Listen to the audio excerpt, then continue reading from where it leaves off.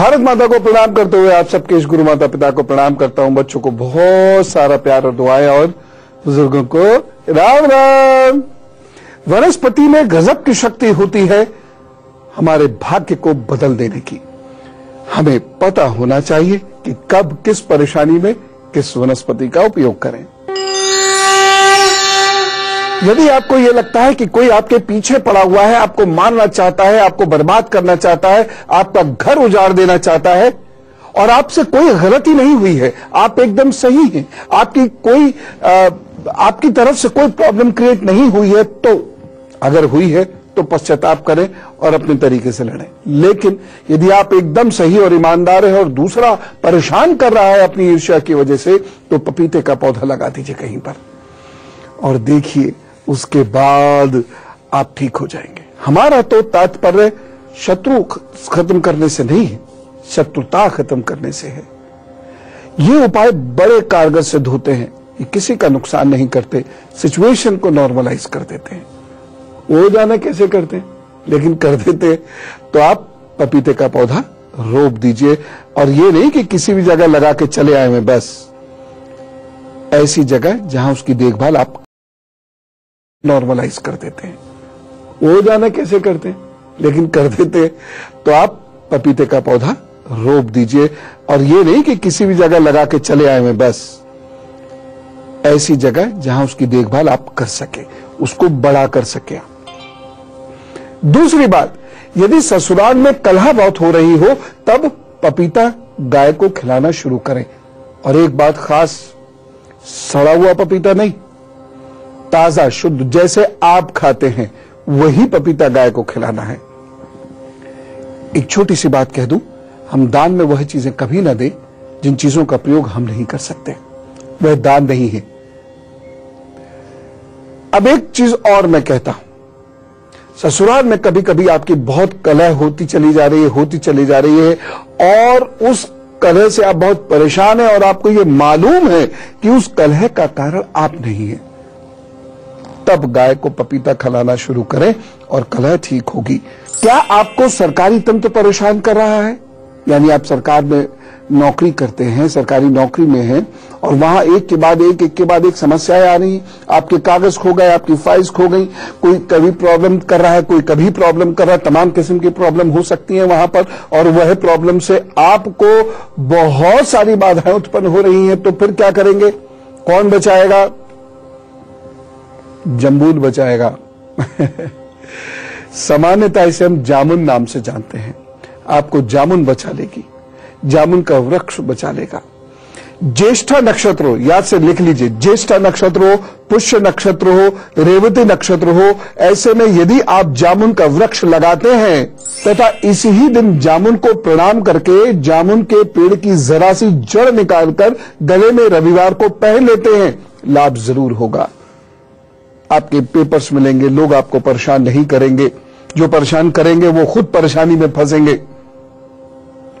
इसलिए एक ही दिन किसी बड़े वृक्ष की जड़ को, इतनी सी जड़ को अपने गले में पहन ले, किसी भी रंग के धागे में, बस प्रणाम कर लीजिए। क्योंकि हम वृक्ष के शरीर को छेदते हैं अपने लाभ के लिए, इसलिए उसे प्रणाम जरूर करने लेना चाहिए। यही भारत की महान संस्कृति है।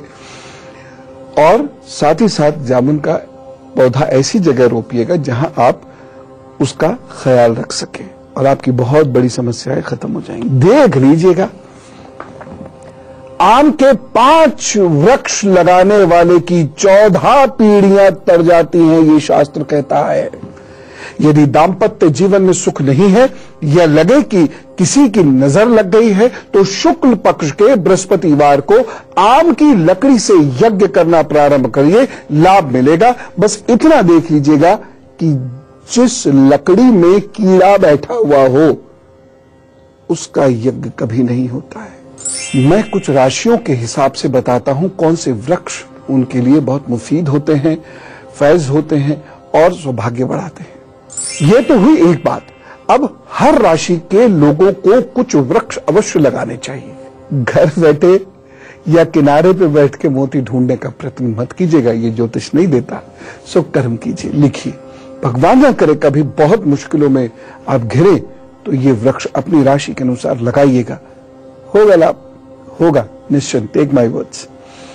अब मेष राशि के लोग नोट कीजिएगा, कुचला, आंवला और गूलर, कभी संकट हो इसके पौधे रोपने शुरू कर दीजिए, रोपते रहिए। और ऐसा नहीं कि अभी यहां रोप दिया फिर वहां रोप दिया फिर वो बाद में सूख जाए, नहीं, कुछ समय तक, जब तक वो अपने पैरों पे नहीं खड़े हो जाए तब तक जल दीजिए। चाहे एक दे, एक पौधा रोपें, लेकिन उसको पोषित भी आप ही करें। दूसरी चीज है वृषभ राशि के लोगों के लिए गूलर, जामुन और खैर, ये बहुत महत्वपूर्ण है।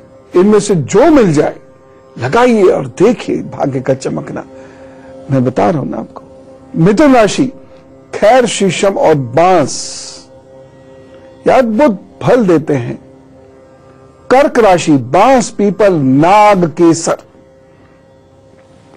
सिंह राशि के लिए बरगद, ढाक और नाग केसर। और कन्या राशि के लिए ढाक, पाकड़, रीठा। वहीं तुला राशि के लिए है रीठा, बेल और अर्जुन। वृश्चिक राशि के लिए अर्जुन, कटाई और मौलश्री। और धनु राशि के लिए साल, चीड़, मौलश्री। यह आपको दुर्भाग्य से निकाल लाएंगे, बस इन्हें रोपते चले जाइए जुनून की तरह से।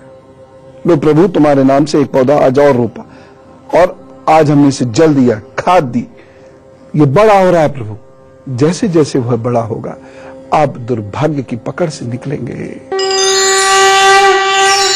अब मकर, कुंभ और मीन, गुरु मंत्र में आपकी वनस्पति बताऊंगा, लेकिन वो जो 4 लोग वेट कर रहे हैं ना, उनका दिन प्लान करने पहले मेष, वृषभ, मिथुन और कर्क। मेष राशि, जोश के साथ आपके कार्य आगे बढ़ेंगे, मित्रों का सहयोग मिलेगा, आगे बढ़िए, काम कीजिए, एक सावधानी बरतिएगा। शत्रुओं से इस दिन थोड़ा अलर्ट रहे। उपाय क्या करना है? रोली का तिलक करिए, काम पर चलिए, प्रभु सब अच्छा करेंगे। वृषभ राशि, परिवार के कार्यों में धन अधिक खर्च हो सकता है तथा भाषा शैली के कारण समस्या हो सकती है। एक सावधानी रखिएगा, मौन इस दिन अधिकाधिक रहे और इस दिन धन का निवेश नहीं करिएगा। उपाय क्या करना है? श्री नमः का जप कीजिए, काम पर चल दीजिए, अच्छा होगा। मिथुन राशि, आज आपके पुराने रुके हुए कार्य पूर्ण होंगे, लाभ और प्रतिष्ठा में वृद्धि के योग हैं। एक सावधानी जरूर बरत लीजिएगा। इस दिन जो सेवक हैं उनसे थोड़ा सा अलर्ट रहिएगा और निरर्थक मत डांटिएगा उन्हें। उपाय क्या करना है? रसीले फलों का सेवन कीजिए, औरों को भी कराइए, आपका दिन अच्छा बीतेगा। कर्क राशि, व्यर्थ में यात्रा के योग बन रहे हैं तथा मन उचाट हो सकता है। एक सावधानी रखिएगा, कोई महत्वपूर्ण कार्य मत करें। उपाय रुद्राय नमः का जप करते जाइए, शिवलिंग पर अभिषेक कीजिए 11 बार, काम पर चलिए, सब अच्छा करेंगे बाबा। अब कुछ लक्षणों को जरा सा पहचानिए और उसके उपाय भी जानिए। रात को यदि बुरे स्वप्न आए और नींद में लगे आपको डर, तो कुछ दिन अपामार्ग की जड़ को सराहने रखकर सोना शुरू कर दीजिए। आपके घर के इधर उधर कहीं मिल जाएगी अपामार्ग, और इतना लाभ देती है जिसकी हद नहीं। डर के मारे मानसिक रोगी हो गए या कोई नकारात्मक ऊर्जाओं से प्रभावित होकर डरने लगा है, उसके काम रुकने लगे हैं, अरे ये अपामार्ग की जड़ वही पौधा होगा जरा सा, इतना बड़ा, निकाल लीजिए, साफ कीजिए। ग्रे कलर के धागे में जो धुएं का रंग होता है, स्लेटी सा धागा बांधिए, गले में डाल लीजिए और देखिएगा धीरे धीरे वो नकारात्मक ऊर्जा, नजर, दोष, ये सब, वो खामोखा के डर खत्म।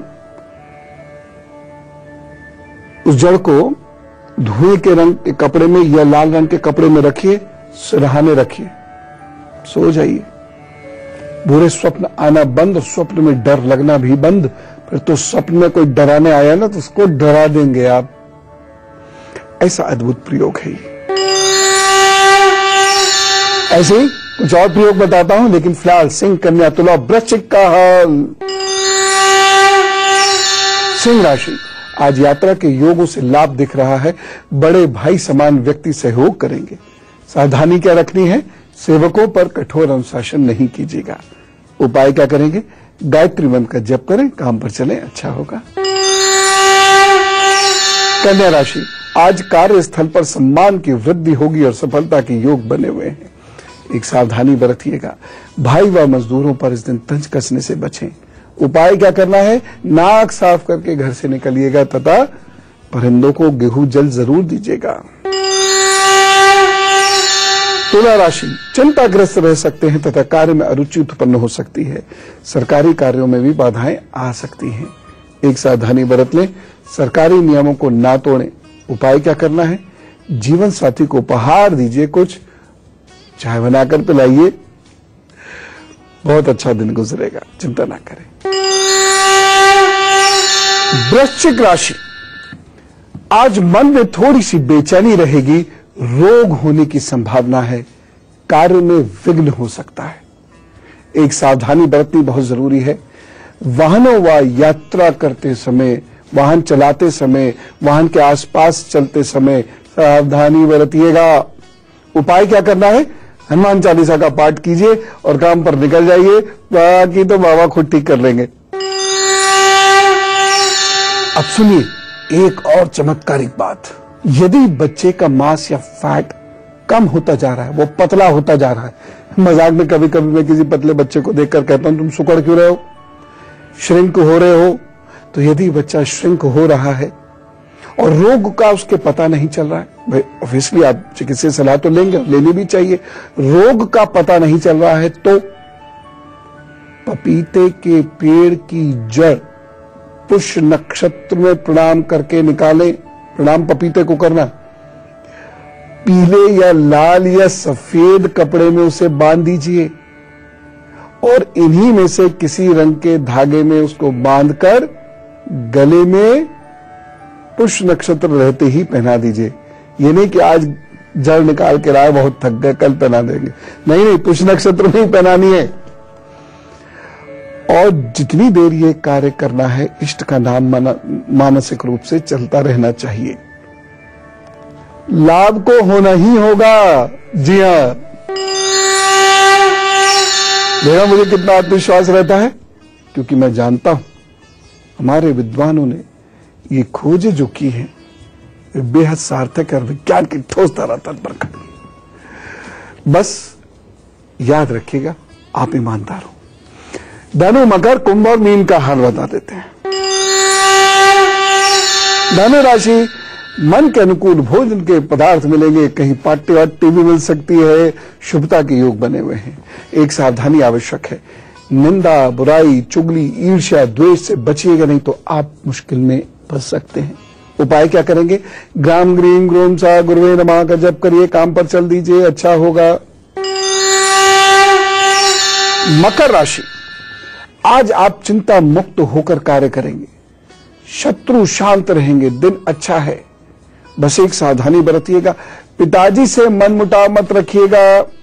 और उपाय क्या करना है, नाक साफ करके घर से निकले, सब काम बढ़िया होगा। कुंभ राशि, एकाग्रता की कमी रहेगी, भावावेश में गलत निर्णय ले सकते हैं। बस एक सावधानी, निर्णय मत लीजिए कोई इंपॉर्टेंट, और जब और गुस्सा आ रहा हो तो बिल्कुल मत लीजिएगा, सलाह मशवरा करके निर्णय लीजिएगा। उपाय क्या करें, खम ब्रह्म का जप करिए और बस काम पर चल दीजिए, मन बहुत अच्छा रहेगा, सफल होंगे। मीन राशि, परिवार में वातावरण आपके अनुकूल नहीं है, शांत रहे। खासतौर से यदि आपके बुजुर्ग अधिक हैं या आप भाइयों के साथ रहते हैं तो थोड़ा ध्यान ज्यादा रखिएगा। इस दिन आपका मन अशांत है, इसलिए और भी केयरफुल रहिए, परिवार में भी और बाहर भी।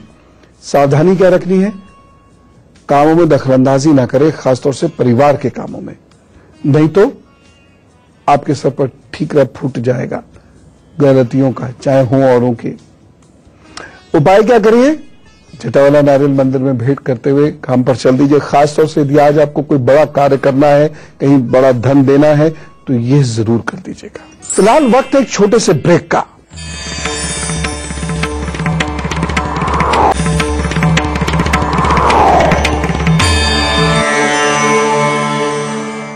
स्वागत है ब्रेक के बाद। अब क्या करना है? Wish you happy birthday. अरे जन्मदिन है हम में से कुछ लोगों का, तो उन्हें उत्साह से जन्मदिन की बधाई देनी है। और अब मेरा उपहार, यानी आपके आगे आने वाले 12 महीनों का हाल। भाई देखिए, मेहनत बहुत करनी पड़ेगी आपको, बहुत करनी पड़ेगी, और फल धीरे धीरे हल्लू हल्लू मिलेंगे, लेकिन मिलेंगे जरूर। नई नौकरी, नए व्यापार, प्रमोशन, इसके रास्ते आपको खुलते हुए दिख जाएंगे 12 महीनों के अंदर ही अंदर, देखिएगा। तो निराशा वाली बात नहीं।